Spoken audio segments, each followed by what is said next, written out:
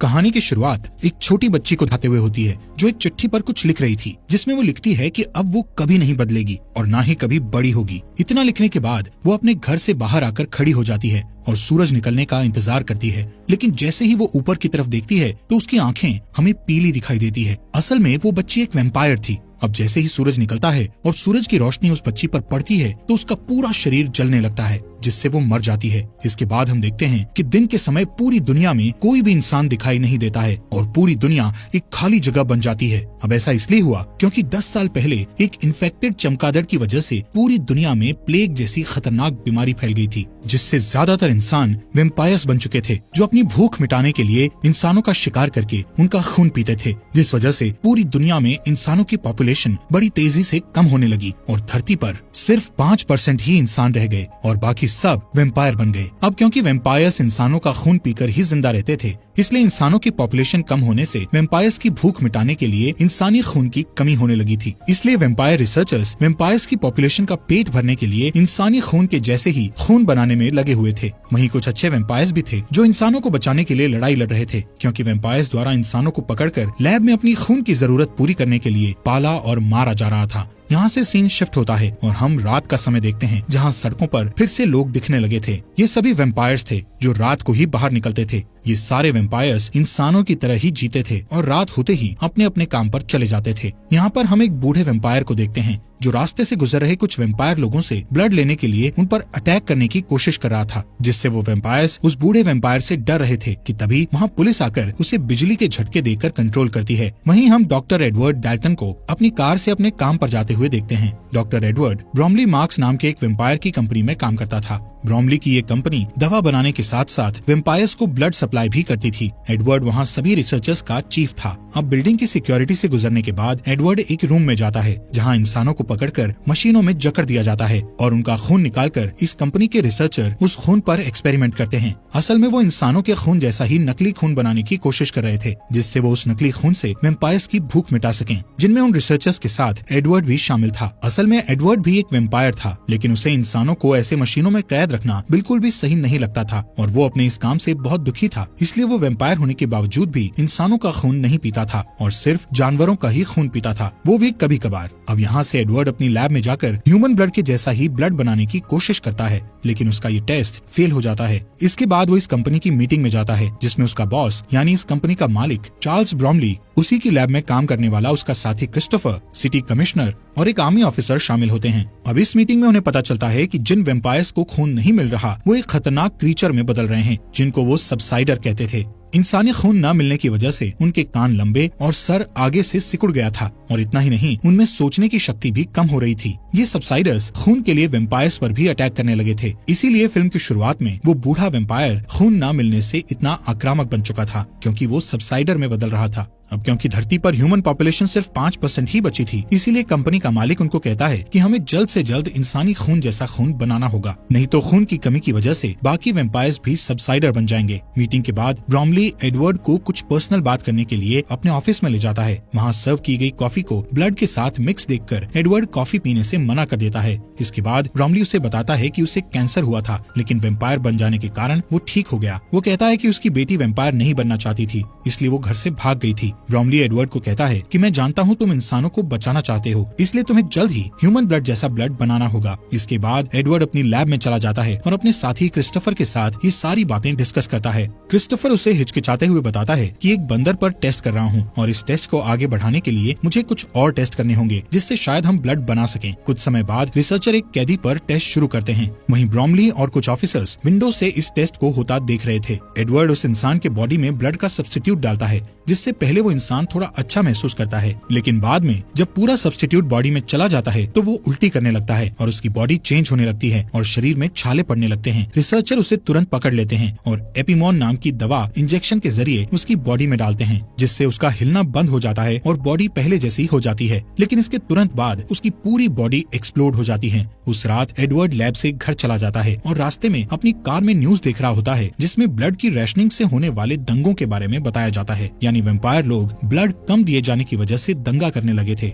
इसी बीच एडवर्ड के कान खुजलाने लगते हैं और वो आईने में अपने कानों को देखने लगता है जो लंबे और पॉइंटेड होने लगे थे। इस बीच ध्यान बंटने की वजह से वो सामने आने वाली कार को नहीं देख पाता है, जिससे लास्ट मोमेंट में उसे कार घुमाकर रोकना पड़ता है, लेकिन वो दूसरी कार सड़क के किनारे लगे घेरे में टकरा जाती है। एडवर्ड हेल्प करने के लिए बाहर आता है, लेकिन उसके हाथ में एक तीर लगती है। तभी दूसरी कार से कुछ लोग बाहर आते हैं जो इंसान थे और उनकी लीडर ऑड्री बेनेट थी, जिसके पास एक क्रॉसबो नाम का हथियार था जो उसे वेम्पायर से प्रोटेक्ट करता था। उसी ने एडवर्ड पर तीर चलाया था, लेकिन अचानक वहाँ पुलिस कार की आवाज आती है। एडवर्ड उन इंसानों से कहता है कि वो लोग उससे ना डरें, क्योंकि वो बस उनकी मदद करना चाहता था। फिर वो उन लोगों को अपनी कार में बैठने को कहता है। थोड़े हिचकिचाहट के बाद वो लोग मान जाते हैं। एडवर्ड अपने कार का डे प्रोटेक्शन सिस्टम ऑन कर देता है, जिससे सारी विंडोज ब्लैक हो जाती है, और जैसे ही पुलिस आती है वो अपने हाथ में लगा हुआ एरो निकाल लेता है। जब पुलिस वाला उससे इंसानों के बारे में पूछता है तो वो इंसानों की गलत डायरेक्शन बताकर कहता है कि वो लोग भाग गए हैं। कार में ऑड्री को एडवर्ड का आईडी बैज मिलता है, जिससे उसे एडवर्ड का पेशा और उसका डेट ऑफ बर्थ पता चलता है। जब पुलिस चली जाती है तो वो लोग कार से निकलते हैं और ऑड्री एडवर्ड को बर्थडे विश करती है। फिर वो सब चले जाते हैं। कुछ समय बाद एडवर्ड घर पहुंचता है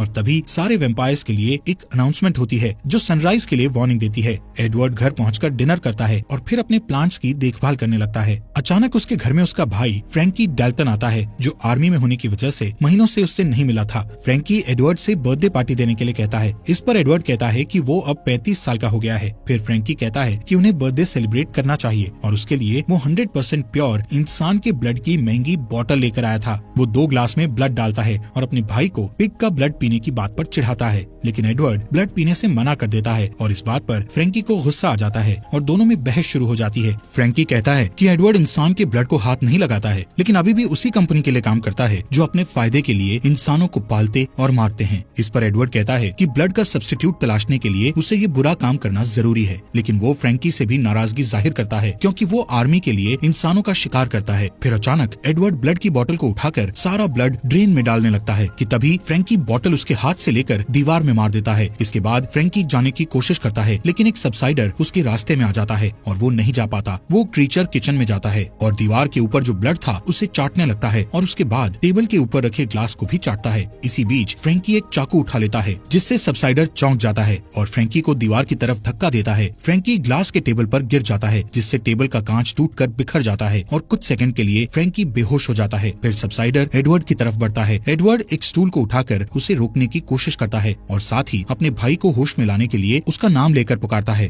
फ्रैंकी होश में आ जाता है और फिर चाकू को पकड़ता है। दोनों भाई सबसाइडर पर अटैक करने की कोशिश करते हैं, लेकिन वो जंप करके सीलिंग में लटक जाता है। इससे फ्रैंकी को चांस मिल जाता है और वो उसका सिर काट देता है। कुछ टाइम के बाद पुलिस मामले के बारे में जानने के लिए वहाँ पहुँचती है और कहती है कि अब सबसाइडर शहर में फैल चुके हैं। एक ऑफिसर को उस क्रीचर की एक रिंग मिलती है, जिससे एडवर्ड को पता चलता है कि वो एक लोकल माली था और उसे उसकी बॉडी में खुद के लगाए हुए जख्म भी मिलते हैं जो खुद को खाने से हुए थे। अगले दिन सिक्योरिटी अलार्म बजने से एडवर्ड की नींद खुल जाती है और जब वो चेक करने के लिए लाइट ऑन करता है तो ऑड्री उसकी तरफ क्रॉसबो एम करके खड़ी दिखाई देती है। ऑड्री कहती है कि उसे ऐसे वेम्पायर की तलाश है जिस पर वो लोग भरोसा कर सकते हैं और इसके लिए उसे एडवर्ड बिल्कुल सही लगता है। वो उसे एक पेपर शीट देती है जिसमें एक मैप बना होता है। एडवर्ड मैप को देख ही रहा होता है कि अचानक एक आवाज आती है और एडवर्ड उस आवाज की तरफ मुड़कर देखता है और इस बीच ऑड्री चुपचाप चली जाती है। एडवर्ड जब उस आवाज को चेक करने जाता है तो पता चलता है कि आवाज फ्रैंकी की है। फ्रैंकी उससे ऑड्री के बारे में पूछता है। एडवर्ड उसे कुछ नहीं कहकर टाल देता है। उस रात न्यूज में पता चलता है कि जिन इन्वेस्टर्स ने रिसर्च करने के लिए ब्रॉमली को इंसान सप्लाई किए थे वो लोग अब और सप्लाई नहीं दे सकते थे। अगले दिन एडवर्ड काम पर जाता है और अपने बॉस से मिलकर उससे गारंटी मांगता है कि सब्स्टिट्यूट मिल जाने के बाद उन्हें इंसानों के सप्लाई की जरूरत नहीं पड़ेगी। इस पर ब्रॉमली कहता है कि ज्यादातर वेम्पायर सब्स्टिट्यूट के मिलने से खुश हो जाएंगे, लेकिन कुछ लोग ऐसे भी हैं जो रियल चीज की मांग करते हैं। इस पर एडवर्ड उसे याद दिलाता है कि उसकी बेटी भी उन्हीं लोगों में से एक है। इसके बाद एडवर्ड मैप को देखने के लिए अपने लैब में चला जाता है। जब सुबह होती है तो एडवर्ड अपने घर वापस नहीं आता और अपनी कार में लाइट प्रोटेक्शन ऑन करके मैप के बताए रास्ते से गांव की तरफ जाता है। वहाँ ऑड्री पहले से उसका वेट कर रही होती है। वो उसे बड़े से एक पेड़ के पास आने को कहती है। एडवर्ड अपनी कार ट्री के नीचे पार्क करता है और हैट और सनग्लासेस पहनकर कार से बाहर आता है। वो हमेशा सनलाइट से बचने के लिए सावधान रहता है। वहाँ उसे एक आदमी मिलता है जिसका नाम लियोनल एल्विस कॉर्मैक था। वो आदमी एक वेम्पायर था जो अब इंसान बन चुका था। एडवर्ड उससे जानना चाहता था कि वो इंसान कैसे बना, लेकिन ऑड्री को पास आता देखकर वो चुप हो जाता है। वो देखता है कि फ्रैंकी ने उसे गन पॉइंट पर रखा था। एडवर्ड उसे रोकने की कोशिश करता है, लेकिन वो नहीं मानता और उसे बताता है कि आर्मी की टीम भी आने वाली है। ये सुनकर ऑड्री फ्रैंकी को रोशनी की तरफ धकेलती है और सब जल्दी से एडवर्ड की कार में बैठ जाते हैं। तब तक सोल्जर वहाँ पहुंचकर उन पर फायर करना स्टार्ट कर देते हैं और लियोनेल की गाड़ी भी बर्बाद कर देते हैं। सोल्जर उनका पीछा करते हैं और गोलियां भी चलाते हैं, जिससे कार के डे प्रोटेक्टर में छेद हो जाता है। पहले ऑड्री उसे अपने हाथ से कवर करके मैनेज कर लेती है, लेकिन होल ज्यादा हो जाने के कारण कैमरा भी खराब हो जाता है और एडवर्ड आगे नहीं देख पाता है। फिर लियोनेल ड्राइविंग सीट पर बैठ जाता है ताकि वो रोड को एक होल से देख पाए और एडवर्ड लाइट से छुप जाता है।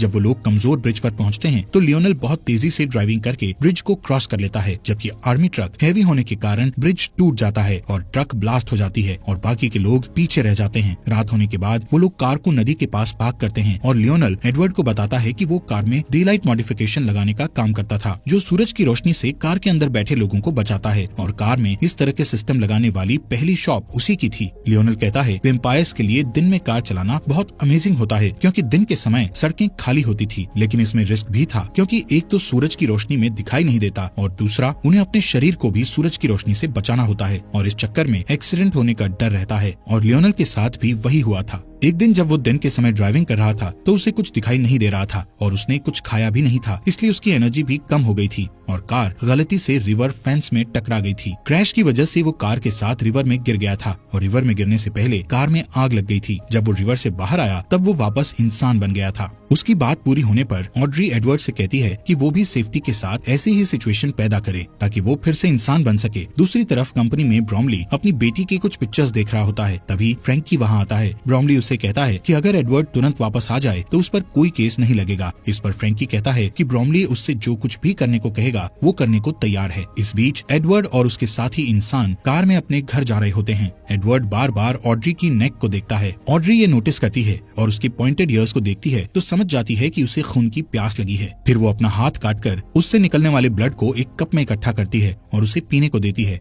एडवर्ड पहले तो मना करता है, लेकिन जब ऑड्री उससे कहती है कि वो अपने आसपास के इंसानों को सेफ देखना चाहती है तो वो ब्लड पी लेता है। कुछ घंटों के बाद वो लोग एक पुराने अंगूर के बागीचे में पहुंचते हैं, जिसे विनयार्ड कहा जाता है। वहाँ एडवर्ड की मुलाकात कुछ और लोगों से होती है, जिनका लीडर जार्विस नाम का आदमी होता है, जो बचे हुए इंसानों को ढूंढने में उनकी हेल्प करता है। घर के अंदर जाने के बाद वो वेम्पायर पॉलिटिशियन वेस टर्नर से मिलता है, जो ह्यूमन राइट्स के लिए लड़ता है और इंसानों की जान बचाने में हेल्प करता है। उधर कंपनी में ब्रॉमली देखता है कि उसकी मशीन इंसानों से खाली हो चुकी है और अब वहाँ कोई इंसान नहीं बचा था। रिसर्चर एक ह्यूमन बॉडी को निकाल के लाते हैं, जिसमें से पूरा ब्लड निकाला जा चुका था और अब वो किसी काम का नहीं रहा था। यहाँ सीन शिफ्ट होता है और मेट्रो स्टेशन पर एक कॉफी शॉप को दिखाया जाता है, जहाँ एक आदमी शिकायत करता है कि उसकी कॉफी में ब्लड नहीं है। इस पर वहाँ काम करने वाली औरत कहती है कि उसे कॉफी में सिर्फ 5% ब्लड मिलाने का ऑर्डर है, लेकिन वो आदमी नहीं मानता और एक ब्लड बैग चुरा लेता है और जब वो उसे पीने के लिए खोलने की कोशिश करता है तो ब्लड चारों तरफ बिखर जाता है, जिससे आसपास जमा सभी लोग ब्लड पीने के लिए पागल हो जाते हैं और हंगामा करने लगते हैं। ये देखकर पुलिस वाले वहाँ आते हैं और उन्हें बिजली के झटके देते हैं। अगले दिन विनयार्ड में एडवर्ड एक टेस्ट करने के लिए लियोनेल से कुछ ब्लड लेता है और उससे उस दिन के बारे में बात करता है जब वो इंसान बना था। एडवर्ड को लगता है कि सूरज की रोशनी से होने वाली जलन को कंट्रोल करने के लिए ब्लड के सब्स्टिट्यूट का टेस्ट बॉडी के अंदर ही किया जा सकता है। कुछ घंटे काम करने के बाद जब वो ब्रेक लेने के लिए लैब से बाहर जाता है तो ज्यादातर इंसान उससे दूर हो जाते हैं, क्योंकि वो एक वेम्पायर था। फिर ऑड्री वहाँ आती है और उससे कहती है कि सबको उससे डर लगता है, लेकिन उसे विश्वास है कि वो उनकी हेल्प कर सकता है। एडवर्ड कहता है कि वो वेम्पायर नहीं बनना चाहता था, लेकिन फ्रैंकी ने उसे धोखे से वेम्पायर बना दिया था। फिर एडवर्ड नोटिस करता है कि वहाँ बड़े बड़े टैंक्स थे जिनमें अंगूर को खमीर करके शराब बनाई जाती थी। ऑड्री कहती है कि वो सारे टैंक्स एयर टाइट हैं। फिर वो दोनों उसे देखने के लिए उसके नीचे जाते हैं। टैंक में एयर निकालने वाली मशीन लगी थी, जो टैंक के अंदर की हवा को तेजी से बाहर निकाल रही थी। ये देखकर एडवर्ड को लगता है कि वो लोग उसका इस्तेमाल आग बुझाने के लिए कर सकते थे। फिर वो लोग अपने एक्सपेरिमेंट पर काम करना शुरू करते हैं। इस बीच आधी रात को जार्विस का ग्रुप बचे हुए इंसानों को विनयार्ड लेकर जा रहा होता है, जिसमें ब्रॉमली की बेटी एलिसन भी थी। तभी उसकी कार के टायर पर कोई शूट करता है, जिससे कार को रोकना पड़ता है।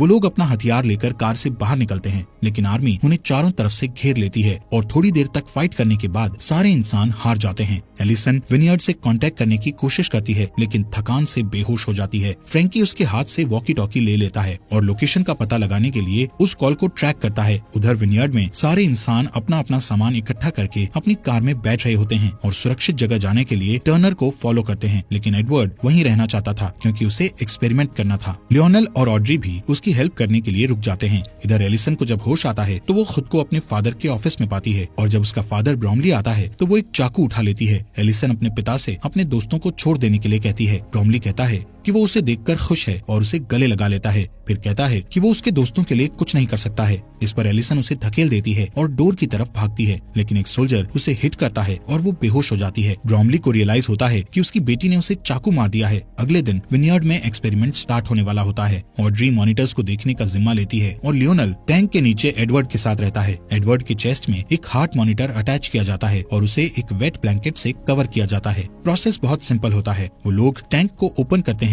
जिससे सनलाइट अंदर आती है और एडवर्ड जलने लगता है और उसके बाद वो लोग एयर एक्सट्रैक्टर यानी हवा निकालने वाली मशीन को यूज करके आग को बुझा देते हैं। पहले 2 बार में उनकी कोशिश फेल हो जाती है, लेकिन तीसरी बार में वो लोग एडवर्ड को लंबे समय तक जलने देते हैं और इस बार उनका टेस्ट कामयाब हो जाता है और एडवर्ड इंसान बन जाता है। वो लोग बहुत खुश होते हैं, लेकिन तभी आर्मी आ जाती है और वो लोग बचने के लिए शराब के बैरल में छुप जाते हैं। दूसरी तरफ कंपनी में फ्रैंकी ब्रॉमली के पास जाता है जिसका इलाज चल रहा था। ब्रॉमली फ्रैंकी से अपनी बेटी के लिए कुछ करने को कहता है और फ्रैंकी एलिसन को देखने के लिए चला जाता है। एलिसन अभी भी वेम्पायर नहीं बनना चाहती थी, लेकिन फ्रैंकी उसे अपने दांतों से काट लेता है ताकि वो वेम्पायर बन जाए। इधर विनयार्ड में तीनों इंसान अपने छुपने की जगह से निकलते हैं। एडवर्ड बाहर जाता है और पहली बार सनलाइट जब उसकी स्किन को टच करती है तो उसे बहुत अच्छा लगता है। लियोनेल अपनी पुरानी कार निकालता है। इस बीच कंपनी में ब्रॉमली अपनी खाली मशीन को देखने के बाद अपनी बेटी से मिलने जाता है। एलिसन को पीने के लिए ब्लड दिया जाता है, लेकिन वो ब्लड नहीं पीती। ब्रॉमली उसके पास जाता है और देखता है कि वो खुद को अपने दांतों से काट रही थी, जिससे वो इन्फेक्टेड हो गई थी। फिर वो अपने फादर पर अटैक करती है और सारी चीजों के लिए उसे ब्लेम करती है। तब एलिसन को वहाँ से हटा दिया जाता है और हर जगह सैनिक कानून लागू कर दिया जाता है, जिसके बाद वो लोग सड़कों पर सबसाइडर से फ्रीली लड़ सकते थे। इस दौरान ऑड्री, एडवर्ड और लियोनेल टर्नर के कैबिन में आते हैं, जहां वो देखते हैं कि सारे इंसान मर चुके हैं। ऑड्री को लगता है कि अब कोई उम्मीद नहीं बची, लेकिन एडवर्ड कहता है कि वो किसी को जानता है जो उनकी मदद कर सकता है।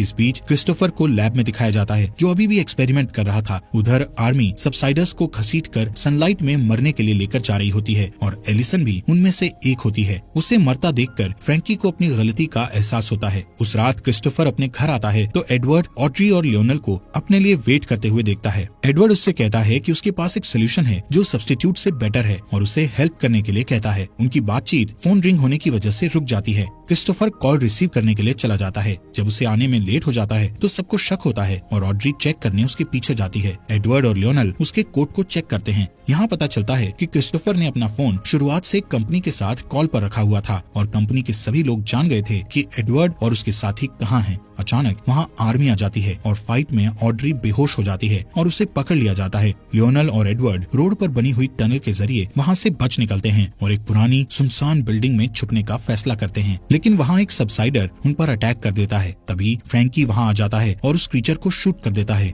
वो नोटिस करता है कि उसका भाई इंसान बन गया है। ये देखकर फ्रैंकी कहता है कि उसने एडवर्ड को इसलिए वैम्पायर बनाया था क्योंकि वो उसे मरता हुआ नहीं देखना चाहता था। वो अपनी गलती के लिए माफी मांगता है और अब उनकी हेल्प करना चाहता है, लेकिन जब लियोनेल पास आता है तो फ्रैंकी को खून पीने की तलब होती है और वो उसे काटने के लिए उस पर जंप कर देता है। एडवर्ड उसे पकड़ लेता है और उसे धक्का देकर लियोनेल से दूर कर देता है और उसे शूट करने ही वाला होता है, लेकिन कुछ नोटिस करके रुक जाता है। कुछ समय बाद एडवर्ड कंपनी की बिल्डिंग में एंटर करता है और अपने सारे अलार्म ऑफ कर देता है। सिक्योरिटी उसे पकड़ के ब्रॉमली के ऑफिस ले जाती है। वहाँ वो देखता है कि ब्रॉमली ऑड्री का हाथ काटकर उसका ब्लड पी रहा था। एडवर्ड कहता है कि वो सारी बातों के लिए दुखी है और फिर से वैम्पायर बनना चाहता है। उसकी बात सुनकर ऑड्री को लगता है कि एडवर्ड उसे धोखा दे रहा है और वो अपसेट हो जाती है, पर ब्रॉमली कहता है कि अब उसे सब्स्टिट्यूट मिल गया है और इसलिए उसे एडवर्ड की जरूरत नहीं है और वो उसे बुजदिल कहता है। इस पर एडवर्ड ब्रॉमली से कहता है कि वो भी एक बुजदिल है जो अपनी खुद की बेटी को वैम्पायर में नहीं बदल पाया। इस बात से ब्रॉमली को गुस्सा आ जाता है और वो एडवर्ड को काट लेता है, लेकिन एडवर्ड कोई रिएक्शन नहीं देता क्योंकि ये एडवर्ड का प्लान था। अब ब्रोमली इंसान में बदलने लगता है। फिर एडवर्ड को याद आता है कि फ्रैंकी भी ऐसे ही ह्यूमन में बदल गया था। इससे पता चलता है कि जो वैम्पायर ठीक होकर ह्यूमन बन चुके थे उनका ब्लड ही सोल्यूशन बन गया था। इतने में ब्रोमली अलार्म प्रेस करके सिक्योरिटी को बुलाता है। तभी आर्मी ट्रक वहाँ पहुँच जाती है। सोल्जर अपनी गाड़ियों से बाहर आते हैं और डोर ओपन करके देखते हैं कि ब्रोमली चेयर में बंधा हुआ है। सारे वैम्पायर पागल हो जाते हैं और उसका खून पीकर अपना पेट भरने लगते हैं। इस दौरान ऑड्री और एडवर्ड कुछ हथियार लेकर नीचे आते हैं और बिल्डिंग से निकलने ही वाले होते हैं, लेकिन बहुत सारे सोल्जर आकर उनका रास्ता रोक देते हैं। इतने में एक कार ग्लास डोर को तोड़ते हुए अंदर आती है, जिसमें लियोनल और फ्रैंकी बैठे होते हैं। वो सोल्जर्स को हिट करते हुए एडवर्ड तक पहुंच जाते हैं ताकि उसे बचा सकें, लेकिन जल्दी ही उन सबको वापस घेर लिया जाता है। फ्रैंकी एडवर्ड को वहां से जाने के लिए कहता है और सारे सोल्जर उस पर जंप कर देते हैं और उसे खाने लगते हैं। एडवर्ड को अपने भाई की मौत पर दुख होता है। तभी सिक्योरिटी वाले ऑड्री को अपने साथ ले जाते हैं और एडवर्ड उसे बचाने सिक्योरिटी रूम तक उन्हें फॉलो करता है, जहां बहुत स्ट्रगल के बाद वो वैम्पायर 2 गार्ड्स को मार देता है और तीसरे गार्ड को मारने में ऑड्री की मदद करता है। इसके बाद वो सिक्योरिटी कैमरा में देखता है कि फ्रैंकी को खाने वाले सोल्जर इंसान बन गए हैं और जो सोल्जर बचे हुए थे वो ह्यूमन सोल्जर पर अटैक करने लगे हैं। इसके बाद एडवर्ड और ऑड्री लॉबी में वापस आ जाते हैं। सिर्फ कुछ ह्यूमन सोल्जर ही बच पाते हैं। इसके बाद क्रिस्टोफर आता है और कुछ सोल्जर्स को शूट कर देता है। फिर वो एडवर्ड और ऑड्री को भी शूट करने वाला होता है, लेकिन अचानक एक एरो उसके चेस्ट पर लगती है और वो मर जाता है। ये एरो लियोनल ने उन्हें बचाने के लिए चलाया था। फिर ऑड्री उसे हक करती है। एडवर्ड अपने भाई की बॉडी और सूरज की रोशनी को अंदर आते हुए देखता है। फिर वो तीनों लियोनल की कार में बैठ जाते हैं और एडवर्ड कहता है कि अब उनके पास क्योर है और वो अब सबको पहले जैसा कर सकते हैं। इसी के साथ ये मूवी